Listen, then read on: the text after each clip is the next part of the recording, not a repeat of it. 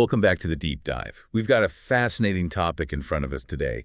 You sent in a ton of material about inflammation and all the drugs we use to try and control it. Yeah, it looks like a lot to cover. It is, but that's what we're here for. Our goal today is kind of cut through the noise, get right to the heart of it.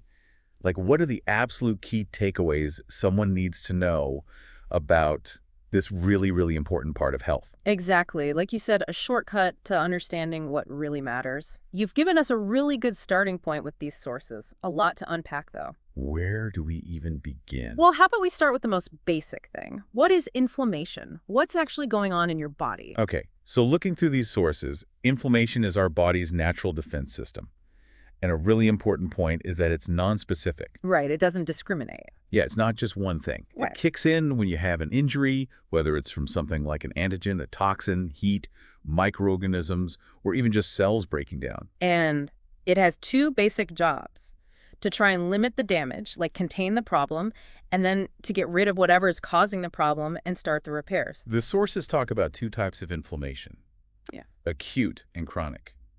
Acute is that immediate response that usually goes away after about 8 to 10 days. Yeah. You know, like if you cut yourself or Yeah. sprain your ankle. Exactly. Chronic inflammation, on the other hand, is a much longer-term issue. It can last for months or even years.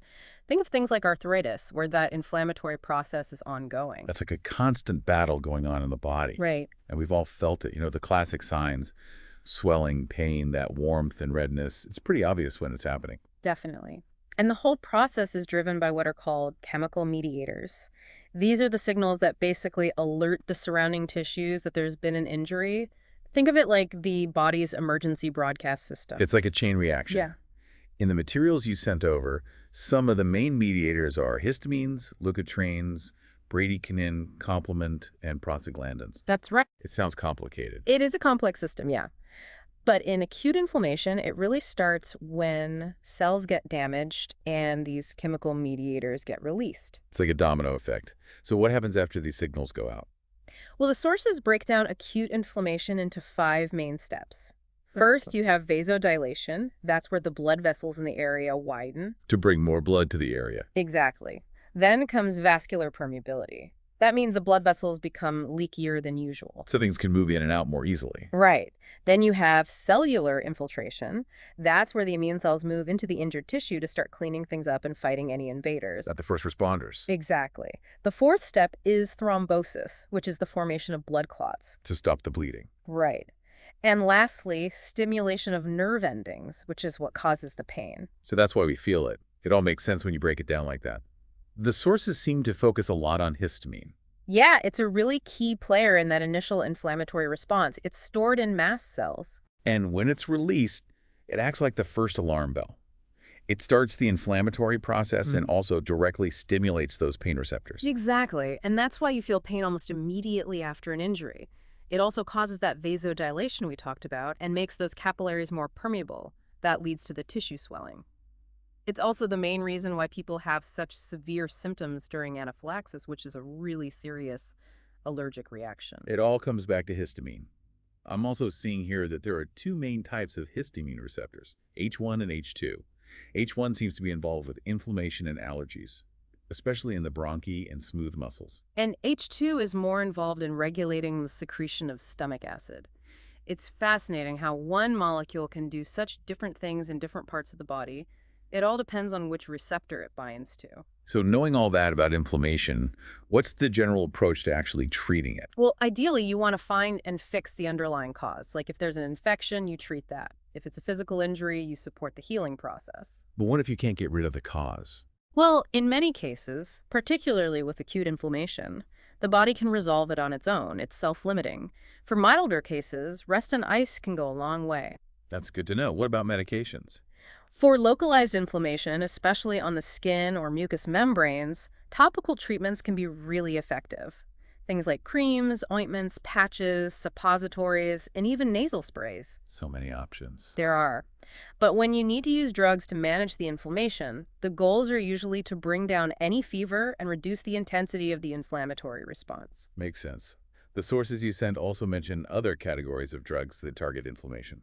Things like corticosteroids, antihistamines, immune-modulating agents, and over-the-counter anti-inflammatory medications. But it's important to remember that all drugs can have potential side effects. That's always a consideration. Always a trade-off. Right. So let's dive into one of those drug categories. We'll start with NSAIDs, the nonsteroidal anti-inflammatory drugs. Most people have probably taken ibuprofen or Advil or Motrin at some point. Yeah. NSAIDs are usually the go-to drugs for treating mild to moderate inflammation. And remember, they all act as both analgesics, meaning they relieve pain, and antipyretics, meaning they reduce fever. So they have multiple benefits. They do. They're often prescribed for things like rheumatoid arthritis and osteoarthritis, which we'll talk about more later. But there's a pretty big warning that comes with NSAIDs. Oh, what's that? The FDA requires a black box warning on them. What does that mean?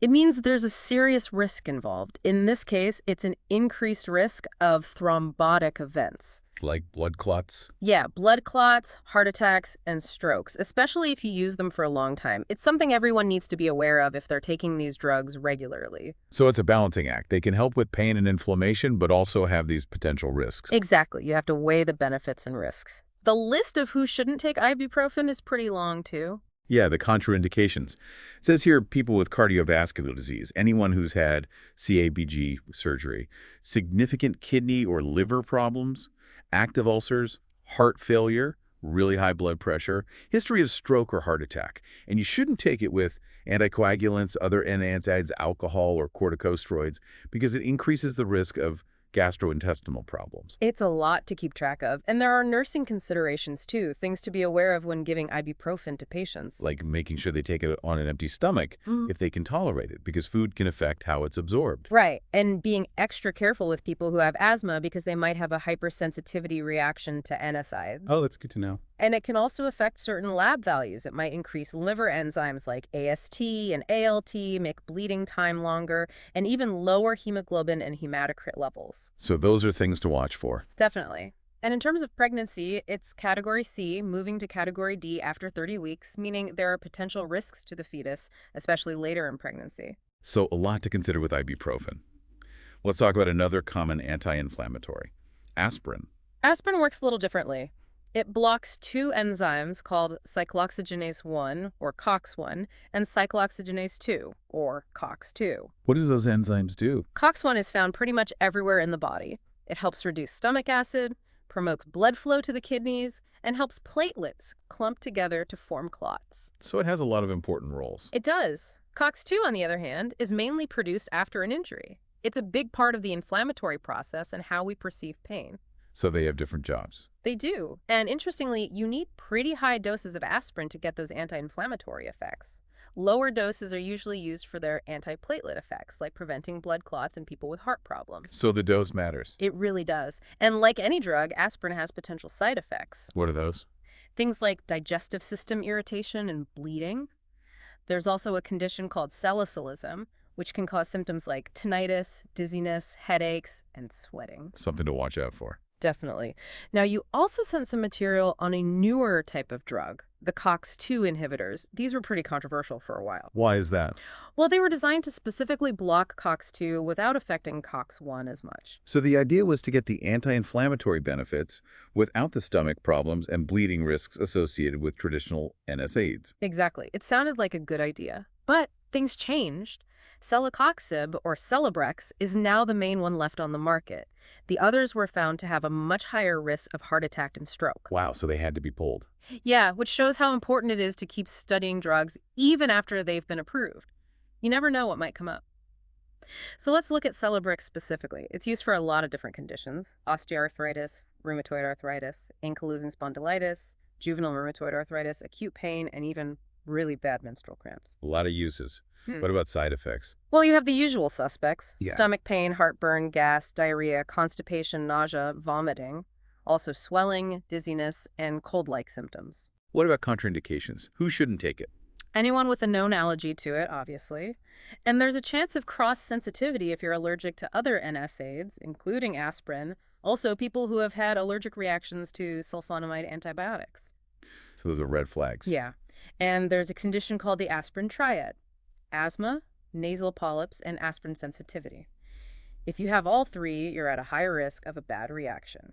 The sources also say you shouldn't take it if you have advanced kidney or liver disease, have had coronary artery bypass surgery, or are past 30 weeks of pregnancy. A lot to consider, for sure. The material then goes on to list a bunch of other NSAIDs, propionic acids, and acetic acids, like phenoprofen, flubiprofen, ketoprofen, naproxen, oxaprosin, diclofenac, etidolac, indomethacin, ketorolac, nabumetone, cilindac, and tolmetin.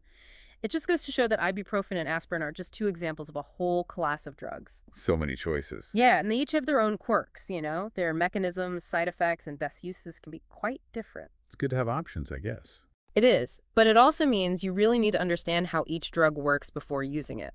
One more NSAID we should mention is ketorolac, also known as Toradol. What's special about that one? It's a powerful pain reliever used for moderate to severe pain, but it's only meant for short-term use, 5 days or less. I see. And it has a lot of contraindications, like you shouldn't take it if you have active stomach ulcers, a history of stomach or intestinal bleeding, bleeding or clotting disorders, head injury, brain bleeding, recent surgery where you bled a lot, severe kidney disease, dehydration, asthma, allergies to aspirin or other NSAIDs, or if you're in late pregnancy or breastfeeding. That's quite the list. It is. And the possible side effects include nausea, stomach pain, indigestion, diarrhea, dizziness, drowsiness, headache, and swelling. So it's not a drug to take lightly. Definitely not, only under close medical supervision.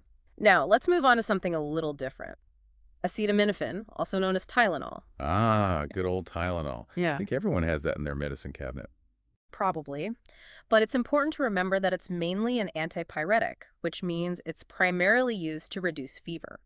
It doesn't actually treat the underlying cause of the fever, like an infection. So it just brings the temperature down. Exactly. Aspirin and ibuprofen can also reduce fever, by the way. Oh, I didn't know that. Yeah, they have multiple effects. Anyway, acetaminophen works on the hypothalamus in the brain, which controls body temperature, and it causes blood vessels to widen, which helps you sweat and lose heat. Interesting. How does the body get rid of it? It's absorbed quickly from the gut, reaches its peak concentration in the blood in about 30 minutes to 2 hours, then gets broken down in the liver and excreted in the urine. So it's processed pretty quickly. It is. And it's usually pretty safe when taken at the recommended doses. But there are some things to watch out for. Like what? You shouldn't take it if you're allergic to it, obviously. And it's not recommended during pregnancy or breastfeeding or if you have liver problems or a history of chronic alcoholism. So there are some restrictions. There are. And even though side effects are uncommon at normal doses, there are a few things that can happen. Like what? Headaches, hemolytic anemia, kidney problems, skin rash, fever. And the big one is hepatotoxicity, which is liver damage. That's usually seen with long-term use of high doses or with an overdose. That sounds scary. It is. You also have to be careful about drug interactions. Taking it with blood thinners can increase the risk of bleeding, and combining it with alcohol or certain drugs that affect the liver, like barbiturates, carbamazepine, hydantoins, or rifampin, can increase the risk of liver toxicity. So it's not as harmless as it seems. Right. A key difference between acetaminophen and NSAIDs is that acetaminophen doesn't really have anti-inflammatory properties. It also doesn't affect platelet aggregation, so it doesn't usually cause stomach bleeding or ulcers like NSAIDs can. And it doesn't have the same heart risks as some NSAIDs. It's good to know. But it does have a black box warning for severe liver injury at high doses. So you really have to be careful about how much you take, especially because it's in so many over-the-counter medications. It's easy to take too much without realizing it. Exactly. You should definitely avoid alcohol while taking it, be aware of the daily limits, and check the ingredients of other medications to make sure you're not doubling up on acetaminophen. So it's about being informed. Exactly. Now, the materials you sent also talk about drugs used specifically for joint disorders. Yeah, because joint pain is such a common problem. It is. And both analgesics for the pain and anti-inflammatory drugs are often used to treat conditions like osteoarthritis, rheumatoid arthritis, and gout.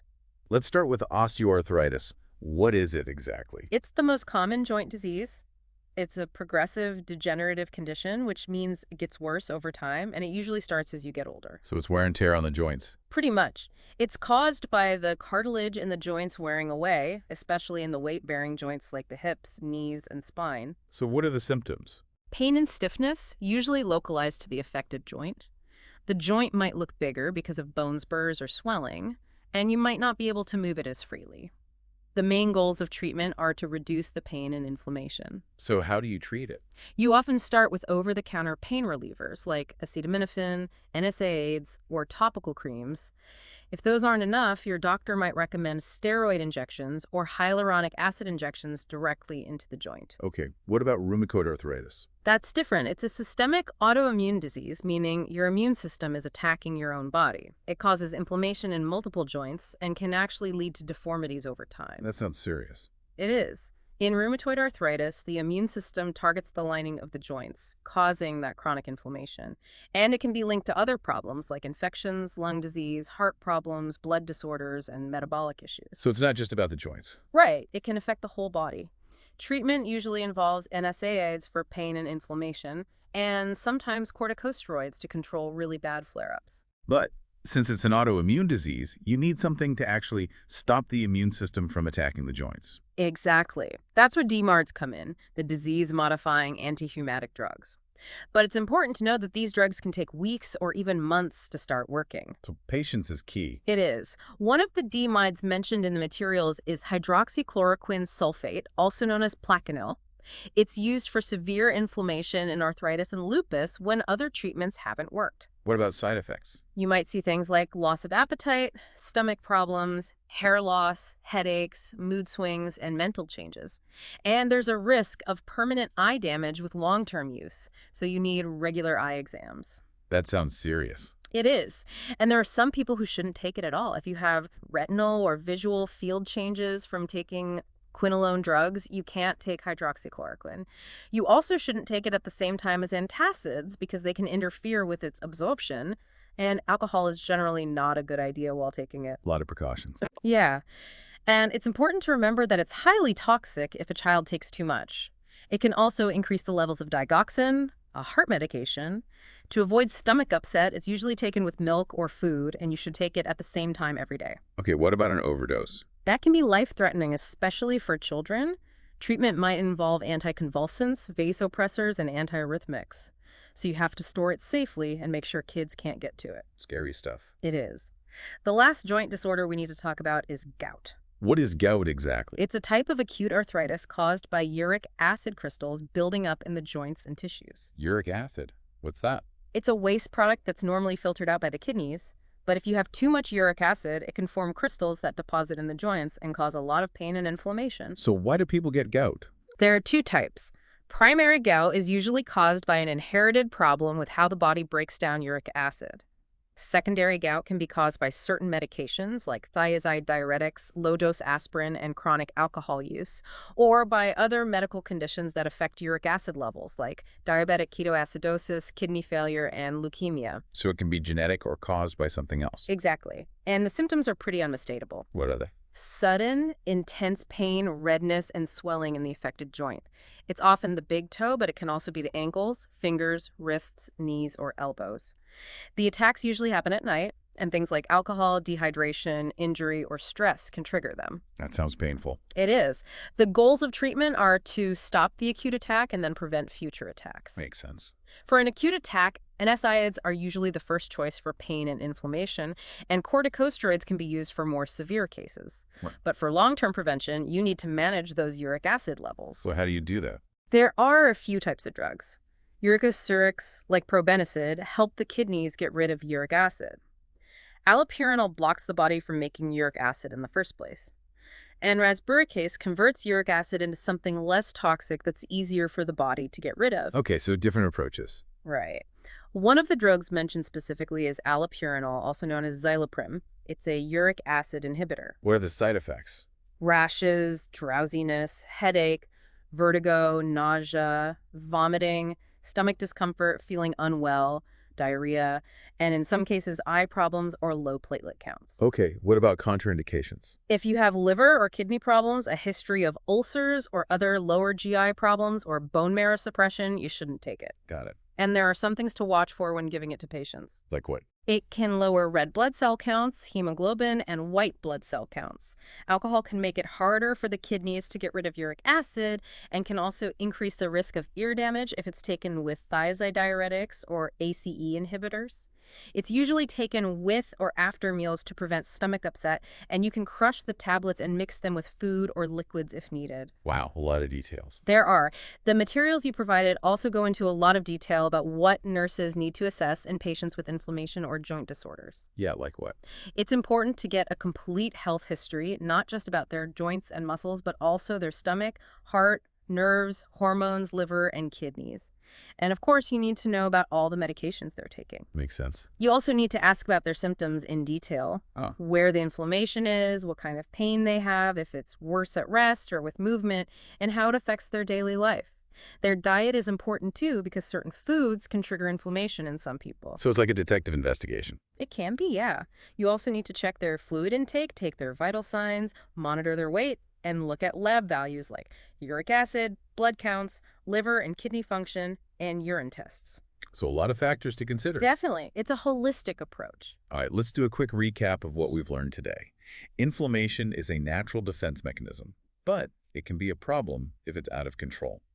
We've talked about acute and chronic inflammation, the different drugs used to treat it, like NSAIDs, acetaminophen, DMARDs, and drugs for gout. We've seen that each class of drug has its own set of benefits and risks.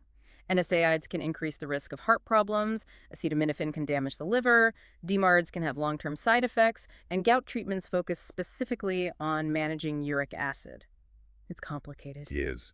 But we've tried to distill the most important information from all the sources you sent us to give you a solid foundation to build on. And hopefully we've done a good job of cutting through the noise and making this complex topic a little easier to understand. Exactly. Now, here's something to think about as we wrap up. Since inflammation is a natural defense mechanism, how can a deeper understanding of this process change the way you approach common ailments or even your long-term health strategy? That's a great question. Something to ponder. It is. Well, that's all the time we have for today's deep dive. Thanks for sending in such great materials, and we'll see you next time for another deep dive into something fascinating. See you then.